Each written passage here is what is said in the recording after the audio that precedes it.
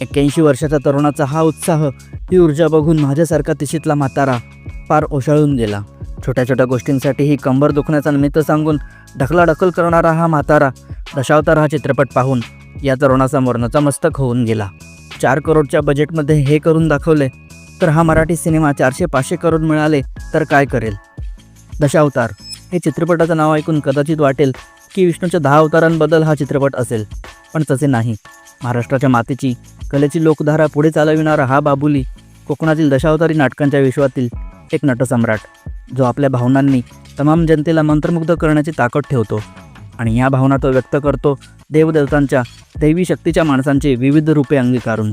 पण सर्वांचं मनोरंजन करून त्यांच्या जीवनात आनंद आणणारा हा अवलिया आपल्या या चेहऱ्याच्या पाठी एक दुःख लपवून बसला आहे, जे काळागणिक अधिक गहिरं होत जातं.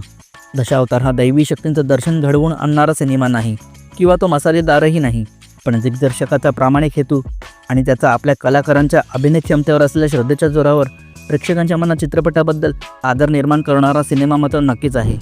हेतू हा प्रामाणिक असेल तर त्रुटी ह्या आपोआपच झाकल्या जातात. चित्रपट हा उत्कृष्ट किंवा मास्टरपीस नाही, पण तो इतका वाईटही नाही की त्याला एक संधीही देऊ नये. म्हणून OTTची वाट न बघता त्याचा आस्वाद सिनेमागृहातच घेतला पाहिजे.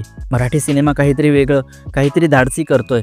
तो आपल्या मातीचा सुवास असलेला, आपल्या लोककलेशी प्रामाणिक असलेला चित्रपट बनवण्याचा तोकडा का होईना, पण प्रयत्न तर करतोय.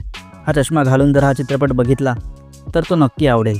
दिग्दर्शकाच्या प्रामाणिक प्रयत्नासाठी आणि दिलीप प्रभावळकर यांच्या समर्पण आणि जिद्दीसाठी हा सिनेमा पाहणे तर बनतंच.